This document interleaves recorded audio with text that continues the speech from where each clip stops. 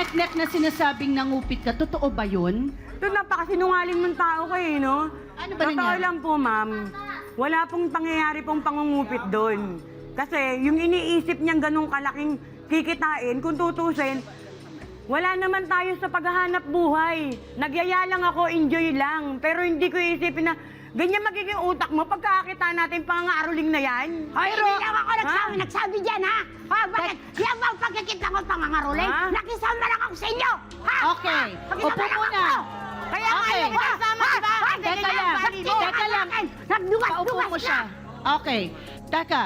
Nek-nek, bakit sinasabi mong hindi pagkakakitaan, kumita kayo, may pera eh. Opo. Oh, ilan ang bahay na napuntahan mo sa tingin Wala pa mo? pong 20 piraso. O kung wala pa rin 20, parang 150 lang ang binigay mo. Opo. Bakit ikaw ang humahawak para hindi sana nagka-issue, bawat abot, binibilang nyo mismo doon bago kayo lumipat sa isang bahay? Ayaw po nila kasing hawakan yung sobre po talaga kasi ako po talaga may bit-bit noon habang nangangaroling po kami. Ngayon, ako po rin po yung nagbibigay doon sa may mga bahay, nakakilala ko rin po. Ngayon siya, wala naman po siyang papel doon eh. Ngayon, yung sobre po na binibigay namin sa pinangangarolingan, hindi po pare-pareho yung binibigay. Meron pong 150, 20, hindi po, misa nga, wala pong laman yung sobre. Ah, si Raul naman yung magbibigay na walang laman. Oy, wag ka naman ganon. Magbibigay Okay. walang laman. Sige, ha? ano, May okay. yung may Okay. Nek-nek kasi kailangan namin maintindihan Wala akong na kahit papel? maliit na Opo. bahay, merong binibigay. Opo. Ang mali mo kasi dito, hindi ka transparent. Opo. Kaya nagkagani-ganito kayo. Okay? Hindi ka transparent. Ibig sabihin ng hindi ka transparent, dapat para hindi ka mapagdudahan, umpisa pa lang, pinapakita mo na, eto yung sobre, bubuksan ko po, eto po yung laman. Ang nangyari kasi, pumupunta ka raw sa tindahan at ginagalaw mo yung pera doon. Dahil kung 7 kayo tig 150, 1,050 lang kinita. 1,050 lang ang kinita ninyo. Ano naman yung reklamo sa sahod kay Hanifa? Ano yung sinasabi mo? Nag-extra po ako sa kanya dahil meron po siyang yung kwek-kwekan po sa Tiangge, nung abente po.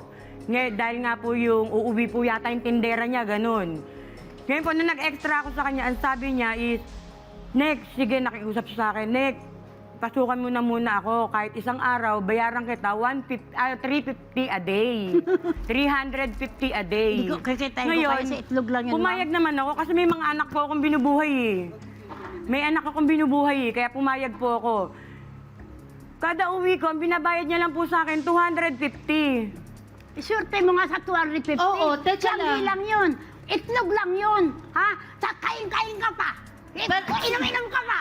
Eh, siyempre, sabi mo, libre kain doon, di ba? Ay, libre ang kain. Pero bakit nilalamang naman panin ako? Bakit 350 sinasabi mong sahod ko? Eh, pero 250 lang binabayad mo.